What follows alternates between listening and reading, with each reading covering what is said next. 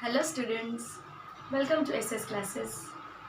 Our today's chapter is control and coordination. So we have successfully done with the two chapters of the chemistry and the first chapter of biology, that is life processes. Today we are going to learn in detail about the chapter control and coordination. So let us start with the definition of control and coordination. So children, what is control and coordination? It is a process in which the different organs, various organs in our body works together in a coordination in order to give proper response to a stimuli. Now children, what is stimuli? Stimuli means any environmental factor to which an organism responds. Say for example light, say for example touch, pressure, temperature, for which an organism responds. So whatever the environmental factor for which an organism responds is called stimuli. So various stimuli are there. In case of plant, the stimuli are different, and in case of animal, the stimuli are different. But then too there are some common stimuli for plants and animals that we are going to learn in detail. So children, control and coordination is the process in which the various organs of an organism, so for example human or other animals, works together in order to give appropriate response to a stimuli. Now children, these stimuli are nothing but the environmental factor, as I told you. So for example, when the bright light falls on our eyes, then how we respond to it? The pupil in our eyes, whose size decreases as the iris muscle in our eyes contracts. And as the muscles of the eyes contract, the size of the pupil decreases in order to protect our eyes from getting damaged by the bright light. If accidentally we touch any hot utensil, then we automatically pulls our hand away from that utensil, because the thermoreceptor present in our skin determine the change in the temperature and we respond accordingly. So this is about the stimuli. Now what are response, children? Response is the reaction produced by an animal for a stimulus. For example, pulling of our hand away from the hot utensil is nothing but the response given to the stimuli, that is the hot plate or any hot utensil. The decrease in the size of pupil is again one of the response for the bright light as a stimulus.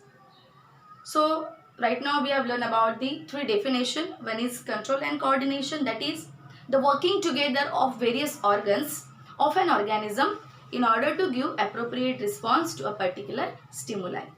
What are stimuli? The environmental factor to which an organism responds. And what are responses? The reaction produced by an organism for a stimulus is called response. Now the question arises, the animals have the various sense organs in order to sense the stimulus, and various organs such as glands and muscles in order to give response. But the question arises, what about the plants? They do not have nervous system, they do not have a hormonal system. Then how plant give response to a stimuli? Before that, one more question arises, does plant give response to a stimuli? Yes. So बच्चों, ये जो plants होते हैं, ये plant भी stimulus को response करते हैं. कैसे? इसका एक फेमिलियर एग्जाम्पल है जिसमें आप देख सकते हैं कि sunflower. So this sunflower always faces towards the sun. If the light is falling from the top, then the stem grows top straight. If the light falls from one side, then you will observe that the sunflower stem bend towards the sunlight. Now why this is so? This is because the plant gives response to a light. So yes, plant also gives response to a various stimulus. So that we are going to discuss in detail in the coming topic. But plant do not have nervous system. They do not have muscles in order to give response. Then how plant is able to respond to a stimuli? So children, this is because the various chemicals secreted into the plant at the growing tips of the plant and at the place of the meristem. Now what are these substances? These substances are called as phytohormones. So let us see what are phytohormones. Before this, children, you should know about the animal have 5 sense organ, that is the eyes, ear, skin, tongue and nose. So बच्चों ये जो हमारे various organs हैं, ये various organs various stimulus का sense करते हैं. For example, eyes. Now these eyes detect the light kind of stimulus. The eyes detect light kind of stimulus, and hence the eyes have a sense of sight. Next, ear. For what ears are used? Of course, in order to hear the sound. So it detects the sound as a stimulus, and hence have the sense of hearing. Next is the skin. By skin we can detect the change in a pressure or change in a temperature. So the skin have the stimulus which can detect the stimulus such as touch, pressure, temperature and pain, and hence it have a sense of touch, temperature and pressure. Next is tongue. For what the tongue is used? In order to taste the substances. So it have the sense of taste, and it detect the stimulus such as the chemicals. For example, the taste bud detect the sweet, sour, salty and bitter taste. So various taste buds are there in our tongue which detect the various kinds of the taste. Next is nose. For what the nose is used? So nose is used in order to sense the smell, and hence they also have the detectors for the chemicals such as the receptor in a nasal cavity detect the vapors of various substances. Now on the basis of the type of stimulus this organ detect, the receptor present in these organs are classified on that basis. For example, eyes. As eyes detect the light, so we call the receptor present in the eyes as a photoreceptor. So बच्चों photo का मतलब क्या होता है? Light. सो हमारे eyes में जो receptor है वो है आपके photo receptor which detect the sense of light. Year in which the फोनो रिसेप्टर्स आर लोकेटेड. सिंपल है, आप कैसे याद रख सकते हैं? फोन हम यहाँ पर अटैच करते हैं सुनने के लिए, ठीक है. सो नाम आपको इजीली याद रह जाएगा. दैट इज फोनो receptor. So phonoreceptors are used to hear the sound. Next is skin. On the basis of type of stimulus this receptor detect, they classified as thermoreceptor and thigmoreceptor. Thermo stands for temperature, so which detect the sense of change in a temperature, and the thigmo word means touch. So those receptors who detect the sense of touch, they are categorized as thigmoreceptor present in our skin. Tongue. For tongue, the receptors, that is the taste buds, are called as gustatory receptor. They are called gustatory receptor who detect the sense of taste. And here in nose, the olfactory receptors are present who detect the sense of smell. So these various organs animal have in order to detect the various stimulus. But children, what about the plant? So the plant have the various types of the hormones, and accordingly they give response to a various kind of stimulus. Now on the basis of the type of movement plant perform, these movements are categorized as directional movement and non-directional movement, and this both the kind of movement plant perform with the help of chemicals, and they are known as phytohormones. So let us see these phytohormones in detail. So children, there are these 5 types of phytohormones you have to study in this 10th standard, this chapter, control and coordination. So the various phytohormones have the various vital function in the plant body. Now before discussing this topic in detail, you should know about what are phytohormones. So these phytohormones are nothing but the chemicals secreted by the various parts of the plant in order to give appropriate response. Now what are these phytohormones? This phyto stands for plant and hormone stands for chemical messenger. Now this abscisic acid. So this abscisic acid, children, for example here C15 isoprenoid derivatives. Children, you don't have to remember no need to remember the examples of the phytohormones, that the chemical name of this phytohormones. You just have to study in the 10th standard names of phytohormones and their respective function. No need to remember the names, chemical names of these phytohormones. So children, the first is abscisic acid. Now this abscisic acid helps in the process of abscission. Now what is abscission, children? Abscission means the falling of ripened leaves and ripened fruits.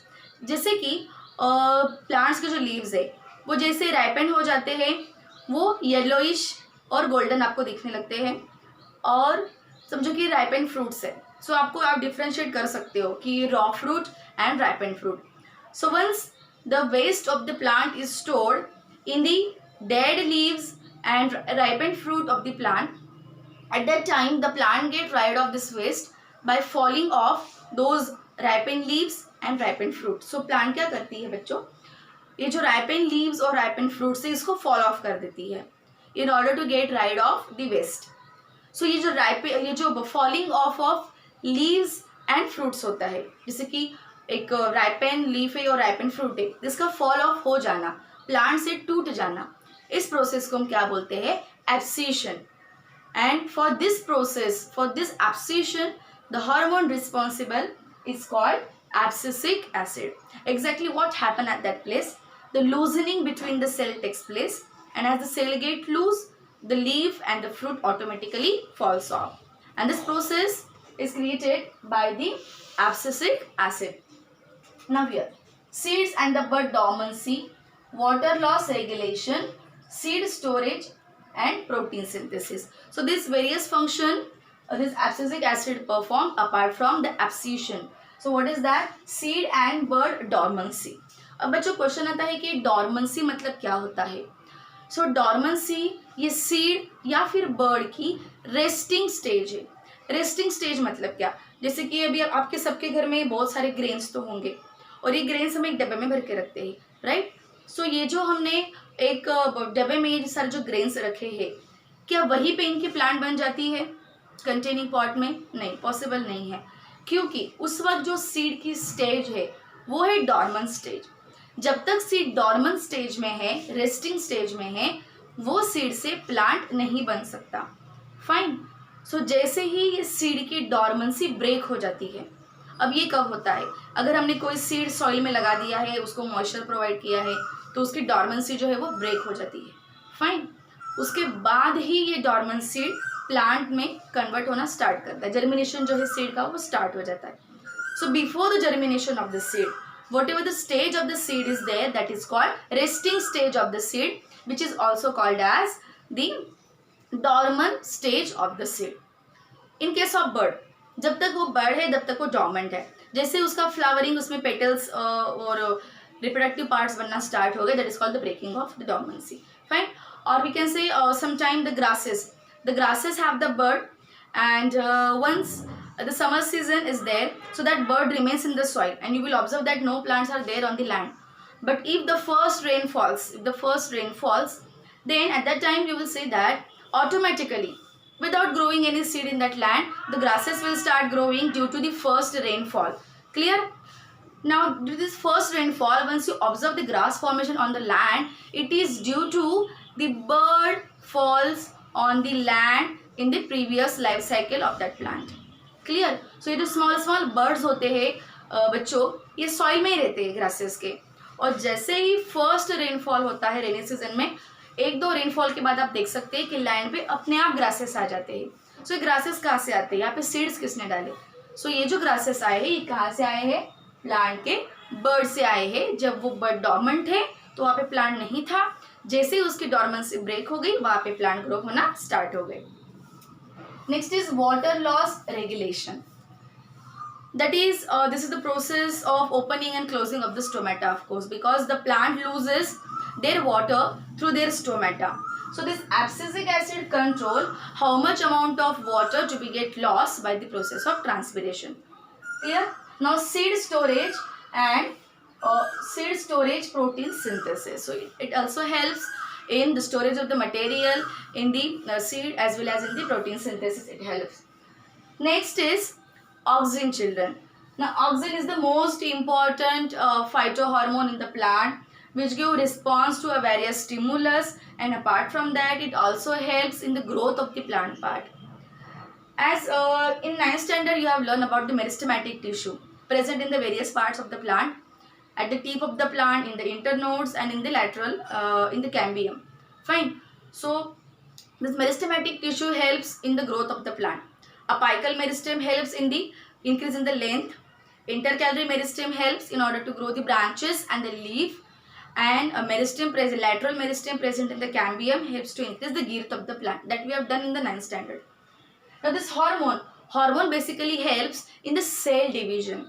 It helps in the cell division and cell elongation, and due to that, because of this auxin hormone, the plant part grows. Now it helps in the apical dominance. It helps in the phototropism, that we are going to study in detail, that how plant responds to a light due to the hormone auxin. Next is root growth. Auxin helps in the root growth also. Gravitropism. It also helps in the geotropic movement, that is the growth of the root towards the gravity. Next is vascular differentiation. That is the lateral meristem that later on grows into the various kinds of tissue. So that differentiation process is also controlled by the hormone auxin. Next, effect on the flowering and or the fruit development. So this auxin hormone also helps in the formation of the flower as well as in the process of ripening of the fruit.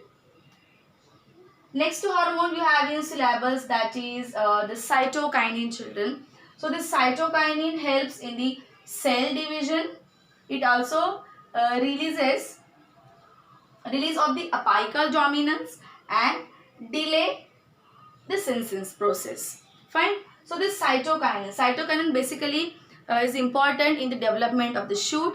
It also helps in the opening and closing of the stomata, and apart from that it also helps in the process of the cell division and cell elongation. Here third phytohormone is the gibberellin. So this gibberellin help in the elongation, seed germination and stimulation of the flowering. It means ultimately it helps in the growth of the plant part. So children, this gibberellic acid is specifically famous for the growth of the stem, because the elongation of the stem is due to the gibberellic acid especially. And next is ethylene. Ethylene chemical formula is CH2 double bond CH2. No need to remember actually.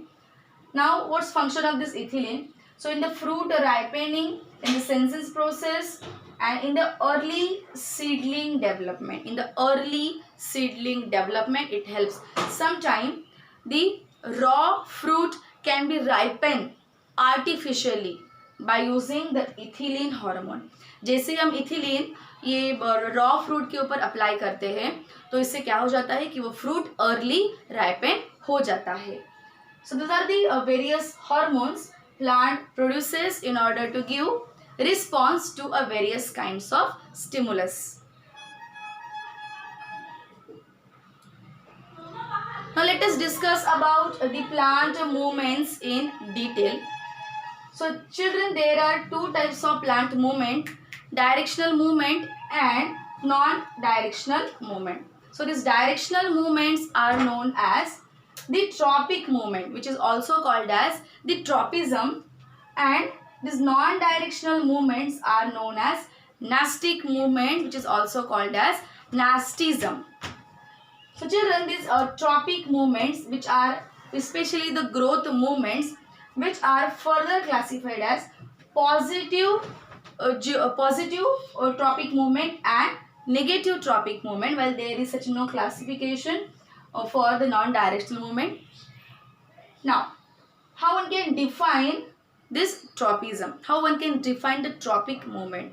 So children, tropic movements are the growth of the plant part. In this movement, actually the plant part grows in order to give the response to a particular stimulus. Say for example, the bending of stem towards the light. So when the stem bends towards light, it automatically grows. That we are going to discuss in detail that how it happens.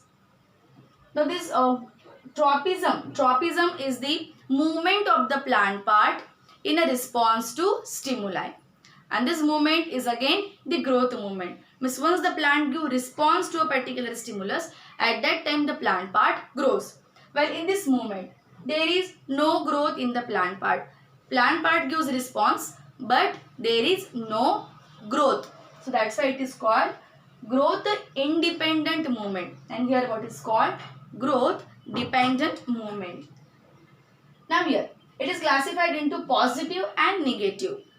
So this classification is based on whether the plant part grows towards the stimulus or away from the stimulus.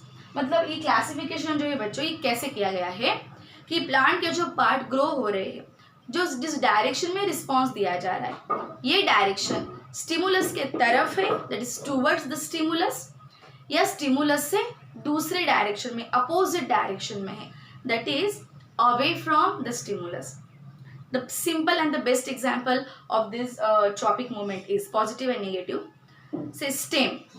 Stem bends towards the light. Always. Stem bend towards the light. So what is word is here? Towards. So growth of the stem towards light is an example of positive tropic movement. Now, roots. Roots of the plant. Roots of the plant grows away from light. That is towards the gravity. But for negative, we use the word, what word we will use? We will use away. So growth of the roots away from sunlight is an example of negative phototropism. Negative phototropic movement. Light तो है, हम light word ही use कर रहे हैं, but और हम क्या word use कर रहे हैं? अवे. मतलब ऐसा प्लांट का कौन सा पार्ट है जो लाइट से अपोजिट ग्रो होता है? So that is root. It means the growth of the root away from the light is an example of negative phototropism. So children, let us see various tropic movements. So these tropic movements are classified into 5 types. Phototropism, that is plant part gives response to a light. Second, geotropism. In this, plant gives response to gravity. Third is hydrotropism. Hydro stands for water, where the plant gives response to water. Next is thigmotropism, where plant gives response to touch. And the fifth is that is a phototropism is over, geo is over, yes, the chemical is remaining. So fifth is chemotropism, where the plant gives response to a chemical. So this all we are going to study in detail, that how it happens.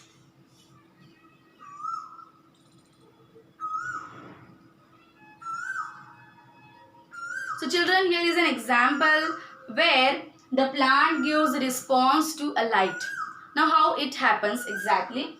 Now say for example, in this case, when the light is fall from the top, at that time the stem grows straight. But if the light falls from one of the side, then the stem of the plant bend towards that side. Now why this is so? Why this happens? It is due to the hormone called auxin, children. Now what is mechanism behind the bending of stem towards light, that we will see. So here you can see, this is a part of a tip of a shoot. ठीक है, जो सबसे top most part है plant का, कोई भी हो, shoot हो या ब्रांच हो, उसके सबसे ऊपर वाले टिप को हम क्या बोलते हैं? मेरिस्टेम. तो ये जो पार्ट है ये क्या है? मेरिस्टेम है. And this auxin is produced by meristematic stem, meristematic cells, which are continuously rapidly growing cell. So here is the meristematic cells are located, and here is the auxins particles are shown. So children, here you can see the meristematic cells are there, which produces a hormone auxin. Now what happened? This auxin hormone is very sensitive to light. Remember, auxin hormone is sensitive to light and it always prefers to stay in a shade. ये ऐसा hormone है बच्चों जो light के लिए बहुत ज़्यादा sensitive है और ये हार्मोन जिस साइड से लाइट फॉल हो रहा है उसके अपोजिट साइड में जाके एक्यूमुलेट हो जाता है. For example here if the light falls from the top then auxin moves downward. Here you can see the auxin is moving in the downward direction. Fine. So as we have discussed, the auxin hormone helps in the growth of the plant part. So wherever auxin concentration is more, that part grows faster. So if the auxin goes in the downward of the meristem and if accumulate here, then the cells of this area grows faster. And as the cells of this area grows faster, the stem grows upward. Fine. Now in this case, if the light fall from this left side, for example, the light falls from left side, then where auxin will move? Auxin will move opposite of the left side, that is auxin will move towards the right side. Here you can see the arrows are shown. So auxin is moving towards the shade, towards the opposite side of the sunlight. So here in the right side, all auxins get accumulate in the right side and auxin helps in the cell growth. So right part of the stem grows faster. The cell division is more, cell elongation is more in the right part of the stem, children, and the left part comparatively grows slower. So rapid growth of the stem is there in the right side and due to this the stem automatically bend towards the sunlight. Here you can see, children, the right part of the stem grows faster. So this part it grows faster, so stem automatically bend towards the stem.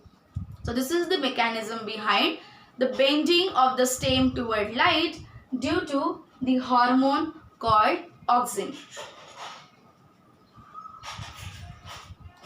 Children, here is the second experiment which shows that the movement of the root towards the gravity and away from the light, we can say. So here the growth of the root towards gravity is an example of positive geotropism. And if you use word away from sunlight, the roots of the plant grows away from sunlight is an example of negative phototropism. Positive geo and negative photo is the same. So in this experiment here we have taken one of the potted plant which is a healthy one, and in the first step we have kept it upright. It means the stem grows towards the light in upward direction and root grows downward direction. Now in the next step, tilt the pot horizontally parallel to the ground surface and let it be there as it is for few days. After a few days you will observe that the root bend towards the gravity. Root bend towards the gravity and the stem bend towards the sun. So what it shows? Children, it shows that the root, as the root grows towards the gravity, it shows positive geotropism. Positive geo towards the gravity. And the shoot grows away from gravity. So bending of stem towards the light is an example of negative geotropism as well as positive photo. And here positive geo and negative phototropism's example. So in this figure shows that positive geo as well as negative geo and positive photo as well as negative phototropic movement.